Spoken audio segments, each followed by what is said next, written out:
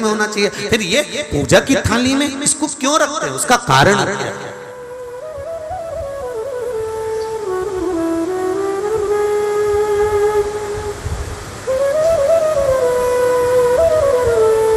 उसका कारण क्या है? कभी अपनी सासू मां से पूछना तो सासू मां बताएगी कि जिस समय पर भगवान शिव, भगवान महेश और उमा का संबंध हुआ था, भगवान शंकर के 51 विवाह पहले हो चुके थे, पार्वती के साथ में 52वें नंबर का विवाह है शिव जी का। इससे पहले उमा, कात्यायनी, सती, कुष्मांडा, ऐसे भगवान शंकर के साथ में जो शिव जी के गले में मुंडों की जो माला होती है ना, उस माला में जो मुंड पड़े होते हैं वो 51 है। पार्वती माता ने पूछ लिया ये मुंडे किसके हैं? शिव जी ने कहा सब तेरे। पार्वती ने पूछा वो कैसे? शिव जी कहते हैं तू इतने बार प्राणों को छोड़ चुकी है और जितने बार तू प्राण छोड़ती है उतने मुंडे में गले में धारण कर लेते, तेरी माला बनाकर पहनता। उमा और महेश का जब विवाह हुआ था, भगवान उमा और माता उमा और भगवान महेश का जब मंगल विवाह हुआ था, उस विवाह के समय पर माता उमा रुष्ट होकर भगवान शिव से, ऐसा नहीं है कि केवल माता उमा रुष्ट हुई, तिरुपति चले जाओ तो माता लक्ष्मी रुष्ट होकर नीचे बैठ रही है।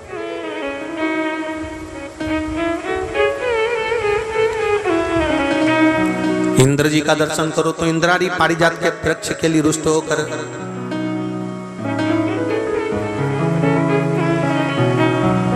ब्रह्माणी और ब्रह्मा का दर्शन करो तो गायत्री मैया को यज्ञ में बिठा लिया पुष्कर जी में, तो गायत्री मैया को देखकर सरस्वती रुष्ट होकर बैठ गई। ऐसा नहीं है कि रुष्टता नहीं होती, होती है, पर उस रुष्टता में दोनों का साथ भी होता है। लक्ष्मी मैया से, भगवान विष्णु से लक्ष्मी ऐसी रुष्ट होकर गई कि नीचे आके बैठ गई, पर भगवान के पास नहीं पहुंची। ब्रह्माणी ब्रह्मा के पास नहीं पहुंची, पर पार्वती, उमा, सती शिव जी के पास के बिना दूर गई नहीं।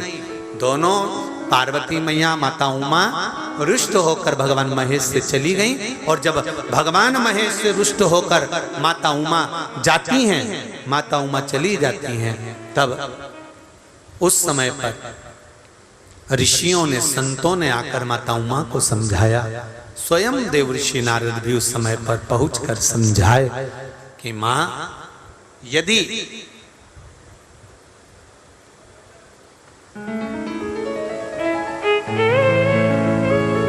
जो नंदी दिन भर भगवान की आराधना में लगा रहता है, उस नंदी को यदि अर्चन किया जाए तो उसका फल हमें मिलेगा। उमा माता ने दोनों के संबंध को श्रेष्ठ बनाने के लिए मुंह भगवान नंदीश्वर को समर्पित करे। बहुत ध्यान दीजिएगा, आज भी बुजुर्ग माताएं पूजा की जो थाली रहती है उसमें गुड़, मूंग, धना, जब मंगल विवाह होता है या कोई अच्छा कार्य होता है, शुभ कार्य होता है, तो उसमें ये रखती हैं। उसका कारण है कि जिसका संबंध जोड़ा जा रहा है, जो लड़का लड़की का संबंध हो रहा है, या कोई सगाई हो रही है, या इन लोगों का आपस में कोई जुड़ाव हो रहा है, या दो रिश्तेदार आपस में मिल रहे हैं, तो इन लोगों में कभी विवाद खड़ा नहीं, कभी विवाद, इनका आपस में प्रेम। अब यहाँ का तो नहीं मालूम, पर हमारे उधर तो आज भी नियम है, जब कोई अतिथि आता है, कोई विशेष आता है, तो जब आरती उतारते हैं तो थोड़ा सा गुड़ अतिथि को मुख में दे देते हैं, हाथ में दे देते हैं।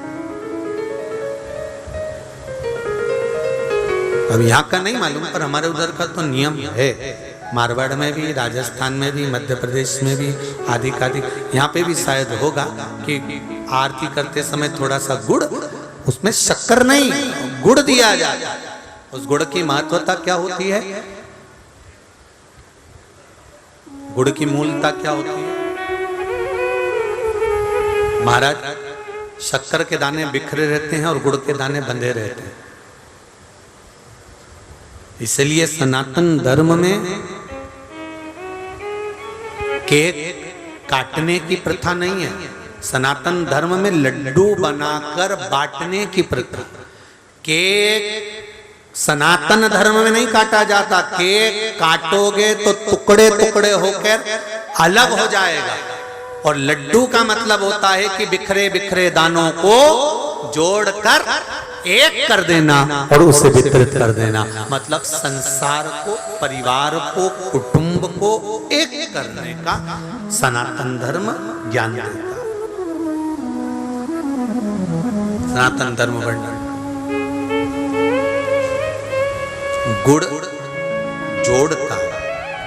जितने समय अतिथि हमारे घर में रहे, मेहमान हमारे घर में रहे, जिसको हमने आरती के समय पर गुड़ दिया है, जिसको हमने गुड़ दिया है, वो पाकर आनंद के साथ में रहे। अच्छा, कभी तुमने सुना जो जिसके यहाँ पर गणेश जी नहीं होते शादी ब्याहों में, शादी ब्याहों में अगर गणेश जी नहीं मिलते तो क्या करते हैं? वो गुड़ का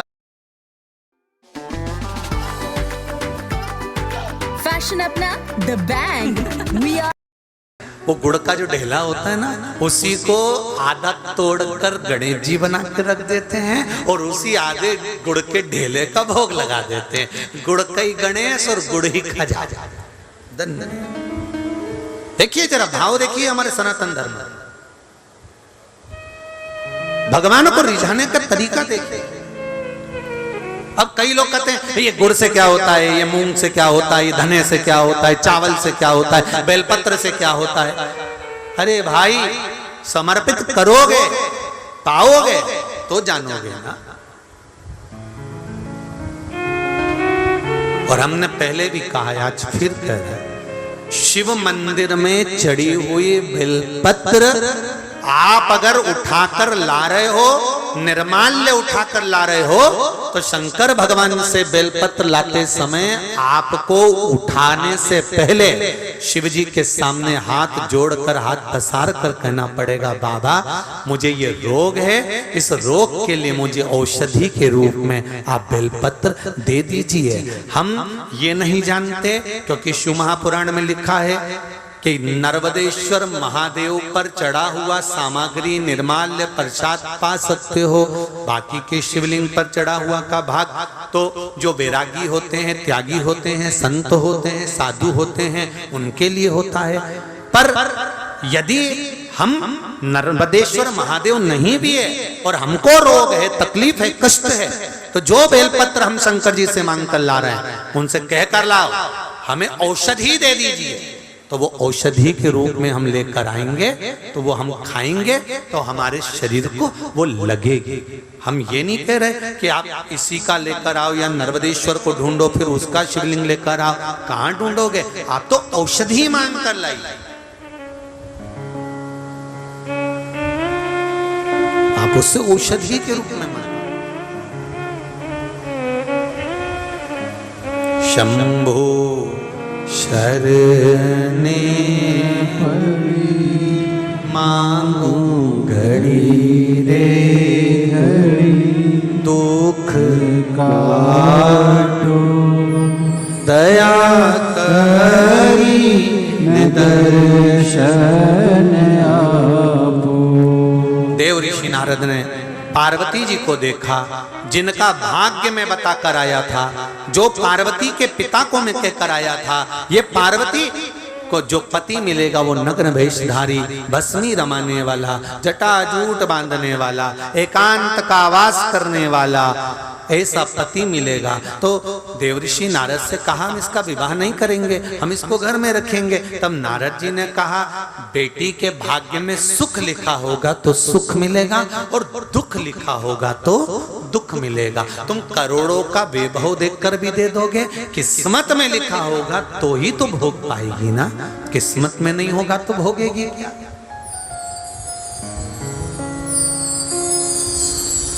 कितना हम छाट बीन कर काम करते हैं। साहब मेरा छोरा, उसके लिए बहू लाना है, कोई अच्छी मिल जाए, सुशील मिल जाए, सारा घर संभाल ले, परिवार संभाल ले, कुटुंब संभाल ले।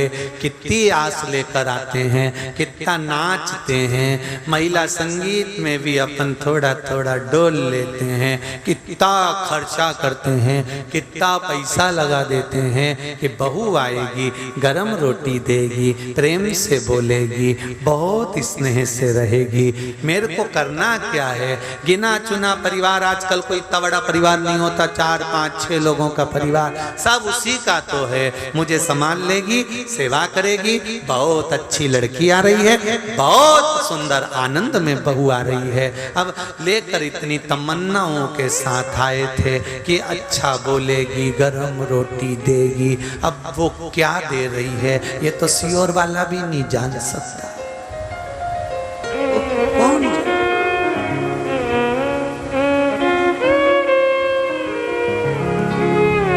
कहा आपने? गुरुजी। कई लोग आते हैं लड़कियों का फोटो लेकर, हमारे लड़के की लड़की देख के आए, गुरुजी देख के बताओ कैसी रहेगी। हमने कहा बहुत बढ़िया। गुरुजी हम 8 लोग गए थे देखने, आधा घंटा बैठे गुरुजी, लड़की भी बैठी, मिली, पर मुंह से आवाज नहीं आई। गुरुजी ऐसी जोरदार लड़की, इतनी सुशील, इतनी बढ़िया, बिल्कुल नहीं बोली। गुरुजी आप देख के बताओ ना कैसी है। तो हमने भी कह दिया अभी नहीं बोलेगी, जब वो बोलेगी तो तू भी डोलेगी। अभी काहे को बोलेगी? शादी कराना है कि नहीं कराना?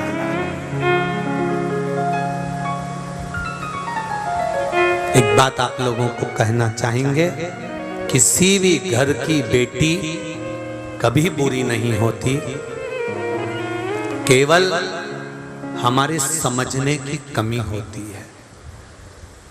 हम सत्ता छोड़ना नहीं चाहते, वो सत्ता लेना चाहती है।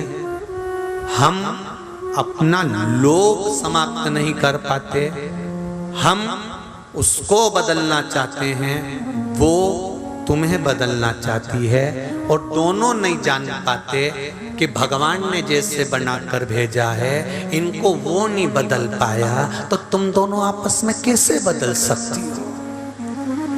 कैसे बदलो? सास बहू को बदलना चाहती है, ये मेरे अनुसार चले, मैं बताऊं वैसा काम करे, मैं जैसा सवेरे में जगती हूँ उतनी बजे जगे, मैं ऐसा करूं वैसा करे, मैं जाऊं। होता है एक बहू बेचारी कचौड़ी बना रही थी, कचौड़ी बनाते बनाते साथ चिल्ला के बोली, एक एक कचौड़ी को सही से सेकना, एक एक पूरन पोली को सही से बनाना, आटे में ऐसे भर, ऐसे कर, एक एक भजिया अच्छा तलना, एक एक कचौड़ी अच्छी बनाना, एक एक इडली अच्छी बनाना। जब देखो जब सास बोलती रहे एक एक काम ऐसा करो, एक एक काम ऐसा करो। एक दिन बहू नहाने के लिए गई, 4 घंटे बाहर नहीं गई, 4 घंटे ही नहीं। सास चिल्लाती रही, बेटा क्या कर रही है? मम्मी एक एक बाल को शैम्पू कर रही हूं। और बोल, एक एक कचौड़ी को तल। क्यों बोले? वो उसको बदलना चाहती है, वो उसको बदलना चाहती है। अब ये दोनों ही नहीं जानते कि इनको बदलना कठिन है, बहुत कठिन।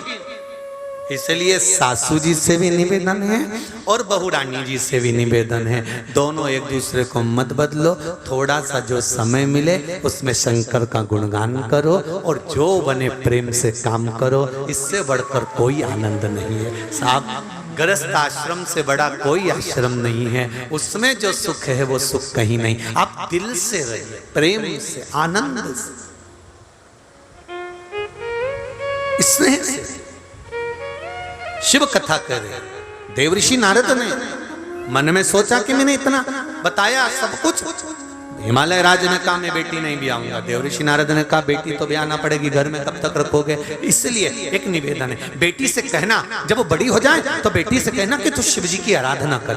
सारे अवगुण शंकर में हैं, पर शंकर में गुण भी एक है कि वो परमात्मा है, वो भगवान है, वो देव अधिदेव महादेव है, वो महादेव है।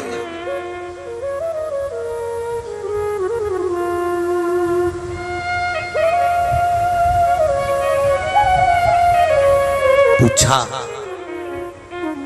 मैनावती ने पूछा देव ऋषि नारद से, नारद एक बात पूछूं मैं हमसे, मैं आपसे पूछूं एक बात? हाँ बोलिए, क्या बात? बोलो। देव ऋषि नारद ने कहा, क्या बात है? मैनावती कह रही है शिवजी क्या मेरी लाडो को, मेरी बेटी को निभा लेंगे? शंकर क्या मेरी बेटी को निभा लेंगे? देव ऋषि नारद ने कहा, जिसके दांतों में विष होता है वो गले में पड़ा है तो भी निभ रहा। बोलो सही है कि गलत है? दांतों में विष है, गले